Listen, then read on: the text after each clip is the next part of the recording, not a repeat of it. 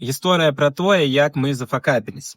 Калі мы толькі пачыналі з Настай праект, мы чамусьці, нават гэта не абмяркоўваючы, мы дамовіліся, што мы нічога дрэннага распавядаць не будзем, што ў нас усё ідэальна ў праекце. Ну не, так не атрымліваецца. Вось учора мы вырашылі, што не трэба ісці гэтым шляхам, таму што ён якісь нешчыры. Ён робіць з нас вось такія феечкі беларускай мовы, у якіх усё добра. Не ўсё добра. І ў беларускай мовы, і ў нас, і зусім у свеце. Всё, трэба з гэтым змірыцца.